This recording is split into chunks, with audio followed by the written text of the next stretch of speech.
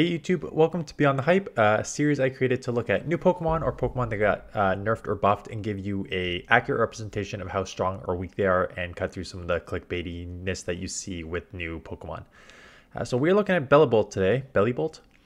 It is an electric Pokemon and I ran it today and I definitely have some thoughts. So let's just first look at the stat products. So what we'll do is we'll break this up into two parts. We'll look at the stat product and matchups, and I'll go over some of the pros and cons of just the matchups it has and why it is that way, and then we'll go into some battles and how I think you should use this Pokemon. So Bellibolt, just under 2000 stat product, which is not amazing. I always say that like 2000 to 2100 is kind of that line for overall stat product that you want, and if you're going to be under that stat product, you better be a harder hitting or like have amazing movesets, right? So to be under 2000 and then have this moveset kind of limits it, right? So Thundershock and Zap Cannon, not bad, not a bad combo. Discharge is okay. It's just, as you can see, they only has electric moves here. There is no other option right now. So it's Parabolic Charge, Discharge, and Zap Cannon are the only three charge moves you have the option for, and they are all electric. So severely limits this Pokemon's ability in the short term. Just again, the stat product with this moveset just limits it. If you look at the win-loss record, 1923 is actually not bad. So here's your con right now. Because you're electric, you get grounded, I'll use that pun, by ground Pokemon, right? So Stunfisk, Clodsire, anything that's ground, you have nothing to throw at, right? Everything is resisted here. And I ran into Gligar multiple times today. Swampert a few times. Stunfisk. So like you have absolutely nothing to throw there. You are also pure electric, so you have nothing to throw at the grass. Grass will resist all your moves. You have nothing to throw at some more what's not even on this list. This is some of the meta. But if you go, I'm just gonna go open to all Pokemon, because the other thing you don't have anything to throw at, because I got into one matchup today earlier, was Dragonair, right? Dragons, you don't have anything. Oh, this thing is gonna spin for a while. Well, it goes through all the movesets. So ground, you don't have anything to throw at. Grass, you don't have anything to throw at. I'm going to exit that. Okay, that's fine. And then dragon, you don't have anything to throw at. So that's where it's kind of its weakness is. So in terms of like taking super effective, or your only weakness is ground as an electric. So from that perspective, sure. And you resist the flying, steel, electric. So electric typing itself is kind of just a mana typing, right?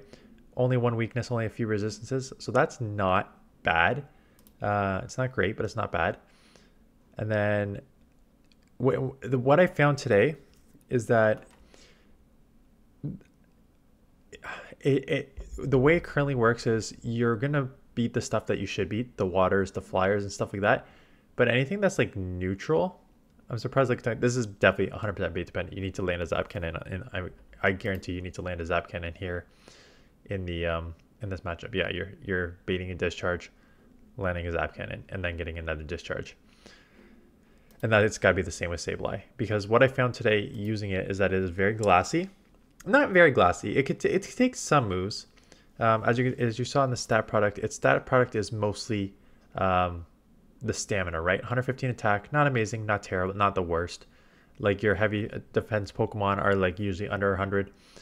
Your harder hitting ones are like 130, 140. So being 115 is not bad, but it's not great. 107 defense is not that high at all. That kind of produces your overall lower stat product. Then 156 is like decent stamina. So it can like take some hits, but at other times it's just like, you're not super tanky. So then you get like a lot of this like neutral matchups against like Medi, Frostlass, stuff like that, where you just like, you're going to lose because you get like a mixture of outpaced, outbulked, out hit hard. So Zap Cannon is a nice move. So how do you team build with this?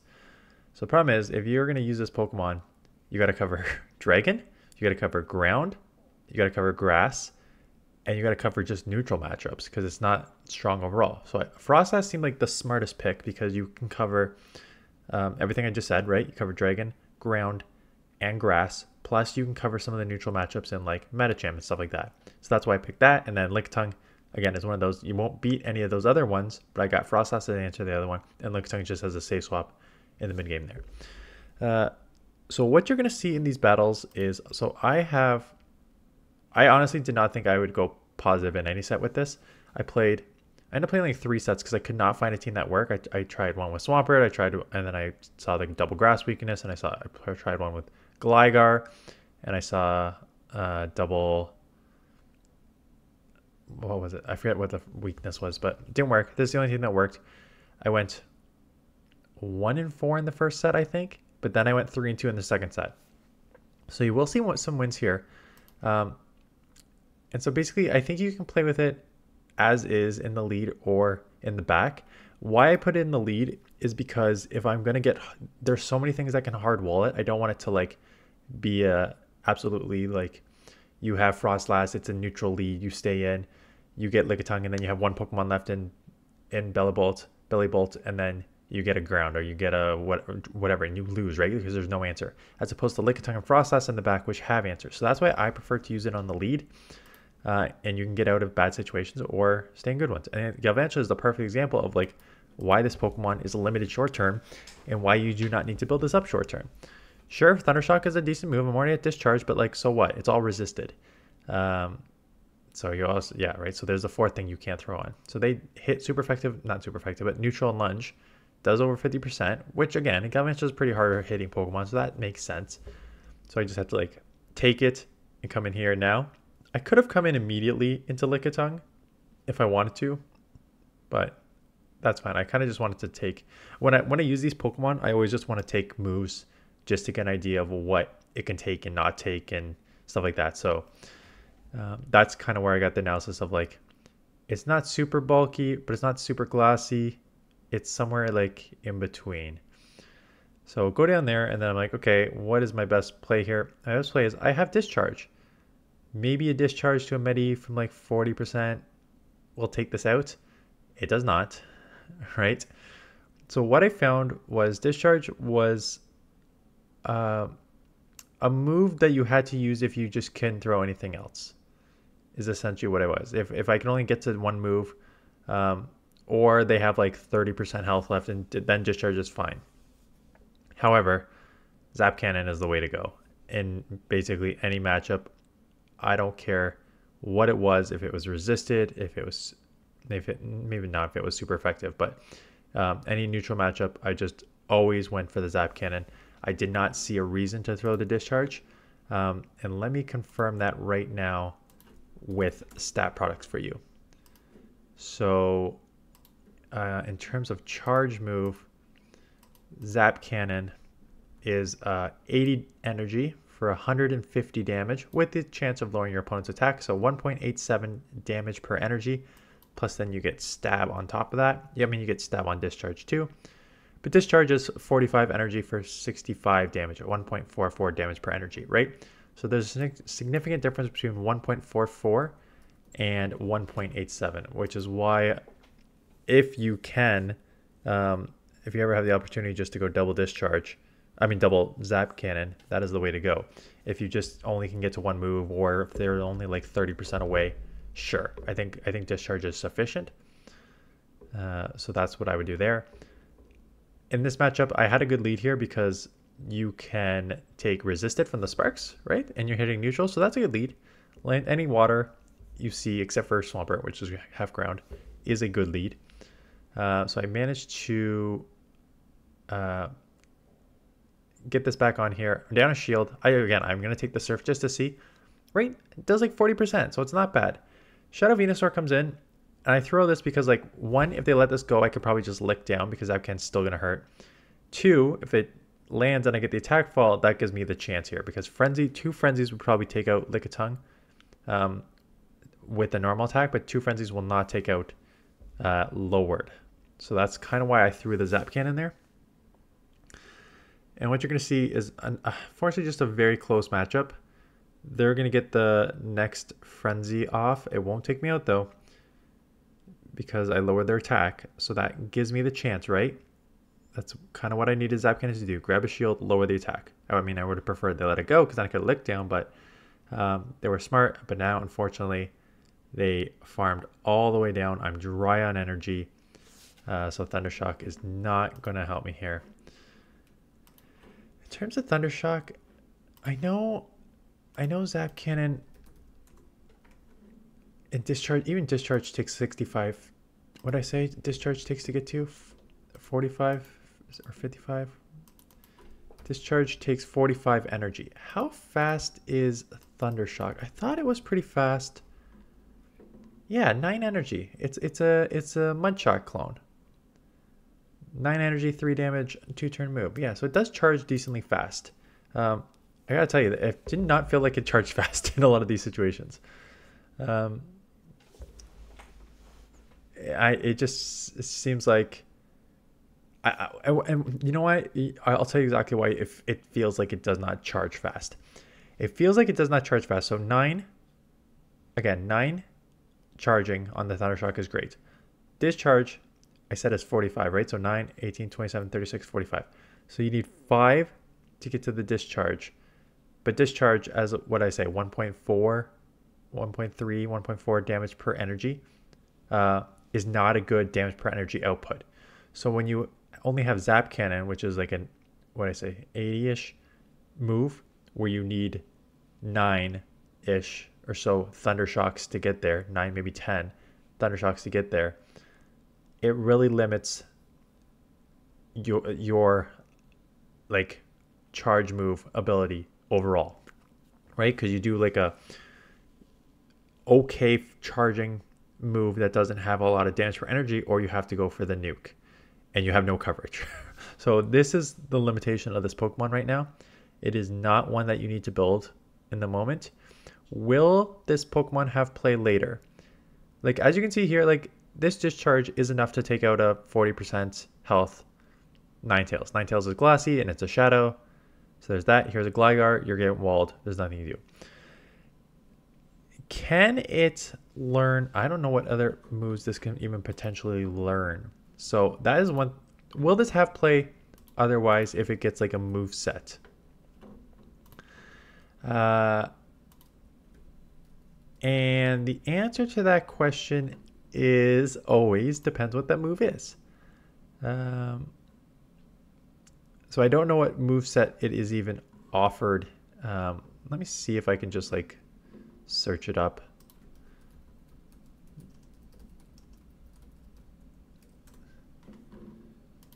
Just I'm going on like the stat product or okay, that's not helpful. That's not helpful. So I don't know what the movesets are in the main series, so I don't know what other moves it can get. So I can only go based on its stat product. Generation 9, by leveling up, it can learn Weather Ball. Zap Cannon we have here, Weather Ball, but again, that's just unless it's like a. It looks like a normal Weather Ball. Discharge is what it's using. Okay, so I found this based, but it can learn a bunch of TM moves. It can learn a lot of normal TM moves, but I think a lot of Pokemon can do that. I'm just using Bulbapedia, and it says Generation 9. By leveling up, it can learn Discharge, Weather Ball, Electric Terrain, which is Sucker Punch, and Zap Cannon. So again, none of those moves are going to make this thing matter. I think that it has the potential with the right move set. So one, you would need a coverage move. The only way this thing has any sort of play, because I think its stat product is okay. Again, not amazing. There's so many other Great League Pokemon with way better stat products than this. The only way it gets Thundershock, good. Zap Cannon, good. You need a harder hitting coverage move to replace the discharge. So if you ran this Thundershock, Zap Cannon, and again, I have no idea what other moves it can get, but if you can get coverage for, I mean, you don't even need to hit super effective against ground. Just give you coverage for ground and grass and dragon. Any sort of like neutral move that is decently hard hitting. Better than, it needs to be better than 1.4, in my opinion. Like more 1.4 damage per energy. It needs to be closer to that 1.7-ish, 1.8 damage per energy outcome there, then that would be, I think, sufficient to make this thing viable. Until then, you do not need to worry about it. So I'm just going to PV Poke. Again, I don't know. I'm sure it can't even get half of these, but it essentially needs something like, yeah, it needs something in the, I think the 1.7 to 1.86 damage per energy range with a 45 to 50 energy. So again, I'm sure it does not get these moves, but examples of what this would mean would be like Body Slam, Drill Run, Power Whip, Stone Edge. Probably won't give it the coverage you need against ground, but Shadow Ball. Like, these are the types of, and then you're getting into a little too higher energy there. But those are the type of moves, I think, in that range that it would need to be viable. I think once you get into like the 1.6 range, which is where a lot of these are, like X's are like 40 energy, 65 damage. So that's just a little quicker on the energy with the same damage as Discharge. I just think it doesn't, it gives you a little more damage per energy, but I don't think it flips it. I don't think it shifts the scale enough to make this thing viable. So that's all my thought process on this Pokemon. If you are going to attempt to use this Pokemon, I actually do think this team is not bad, because again, Frost Dust covers all your weaknesses. Lickitung is a good save swap. So basically how I would play this team is, I played it Bellibolt and Lead because, again, I don't want to be trapped in the back against a bad Pokemon. I think that you can stay in any neutral matchup. Just leave for everything I just mentioned. Electric, anything you can't throw a move at. Electric, Ground, Dragon, Grass. Save swap into Lickitung or Frost Dust. You can stay in everything else. I don't think the Discharge is worth it. I think just going straight Zap Cannon is the way. You can bait if you want. I think it's a little more risky. I think in one matchup, I don't even know. Again, I've been talking about this Pokemon and looking up stat products and movesets, so I haven't actually like talked about the matchup. I remember one matchup, Medicham Lead. I don't know if it's showcased yet. I shielded up a Psychic. I landed a Zap Cannon. That was the game. I was on the bus when I played these battles, so even worse Wi-Fi. Yeah, so against the Medicham, I shielded up a Psychic. I landed a Zap Cannon, and then I got to the Discharge before they got to a Nice Punch, I believe, or some sort of move next. So that allowed me to grab a shield, or I think win against the Medi. So it's possible to like just stay in neutral matchups and hopefully play it out like that. So I got one shield off Defense Deoxys, and now I have a Lickitung on a Sableye. So this is so far so good. I double shield the return. I remember this. I think I don't even know if I won or lost this, but I like how I played this. I shielded up the return. They get to a second return, and I shielded up because the thought process was return is going to do like 50-60%. If I shield the return, I can just lick down, and I still have an 80-ish% health, 85% health Lickitung. So now, I mean, it's unfortunate that they have a Mandibuzz, but I remember this matchup because I jump around a lot. Snipe here with a shield, so I grab the shield. They're gonna have to throw because you can provide pressure with the Discharge. So now it's getting my Frost Dust on this. I probably will need to take a dark move here. I was trying to do fast move timing properly, so that's why I let this go. I expect the Defense Deoxys to come in and try and snipe with their Psycho Boost that they have loaded, so I was aware of that.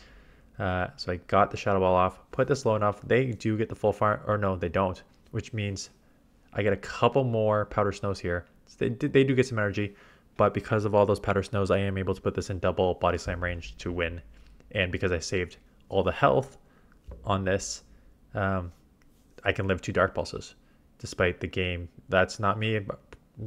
Fast move timing wrong. That's just like that's like me just stuttering and frame drops and stuff like that.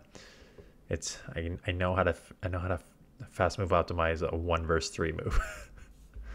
So I got that win. This matchup again, this is where I'd say stay in the matchups, but what you're going to see here, and this is exactly the problem with this Pokemon. I'm just going to stop it. This is exactly the problem. So Ember versus Thundershock. Obviously the Thundershocks are not adding up as compared to the Ember. That's fine. What you're not seeing yet is even he baits with Weather Ball. That's not really bait. I would go Weather Ball too. They go Weather Ball. I bait and land a successful bait with Discharge. Even with that, I cannot get to a Zap Cannon here. They are going to get to another Weather Ball before I get to a Zap Cannon. So I have to throw before they get to another Weather Ball. It also just going to take me out and I'm going to go down with energy or I have to double shield.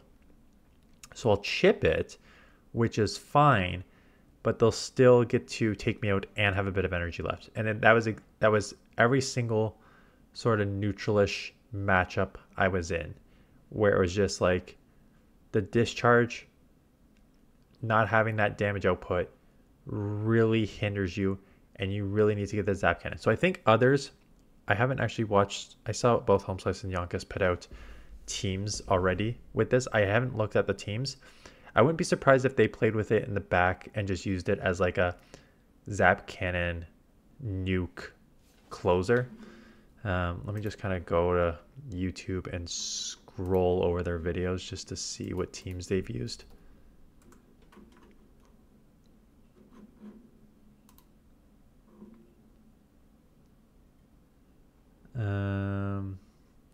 So Home Slice looks like he used, come on, get to the, I don't want to actually like play because I don't want it to like I don't know if it would actually overlap with my thing.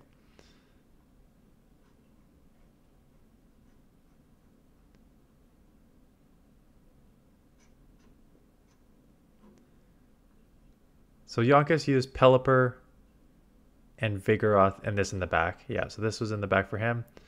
And Home Slice, I don't think I'll be able to see it because he's got a big intro here and I don't want to click on the video while my video is going.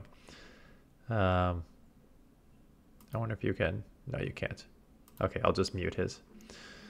While this very, very, very boring Lickitung mirror match goes on.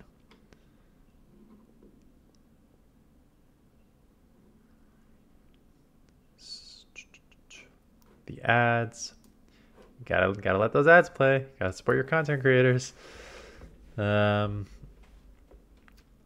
guess is that he'll play it in the back because it says Bellibolt, Zap Cannons, everything in the Great League. So I'm guessing that he just saved shields for it and used it in the back. Yes, this is a very spicy team. This is what is Skeledirge, Shadow Dragonair, and Bellibolt.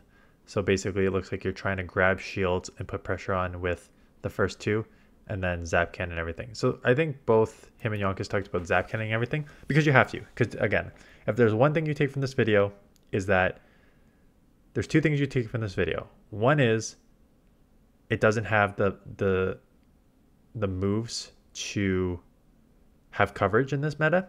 And the second thing is Discharge is not the move for this Pokemon, so you basically just need to Zap Cannon everything. If you only take two things from this video, that is what you should take. So until it gets a new move in place of Discharge that has coverage, there's no point of using this Pokemon. In conclusion, sure, you can Zap Cannon stuff. And again, I'm not going to talk to what they're saying in their videos because I haven't watched their videos yet. But they both had basically like the Zap Cannon sort of titles, which is kind of like this thing can boom, right? So it's because this is really the only moveset you can use. Anyways, I feel like I repeated myself a lot, but I'm pretty sure this is the last matchup. And you will see Bellibolt getting a discharge off on a Swampert to win this game. Is a very funny looking Pokemon. And yeah, that's me just freezing on the play. So that is the analysis. If you want to use it, don't tell I didn't warn you. I don't think you need to use this. You do not need to use this. I would even be surprised if they give this Pokemon just came out. This Pokemon just came out. The move updates are expected in 3.5 weeks. I'd be very surprised if they gave a new Pokemon a new move that quickly. Like, if you're going to do that, just give it on release. So it doesn't seem like Niantic's way to give this new Pokemon a new move 3 weeks after release. So I would guess that this is not going to be relevant until, at best, the next not the next one, but the next Go Battle League season, if they give it a move. But even then, so I think it depends on the move, and it'd still just be borderline. But that is the Beyond the Hype analysis. Speaking of Beyond the Hype, my video this afternoon, if you made it this far, is looking back at Shadow Steelix. I used Shadow Steelix again. I went really hard on it on my first Beyond the Hype video on it. I have some thoughts on it second time around too, so go check that out this afternoon. But that is it. So thanks for watching, and I will see you guys in the next one.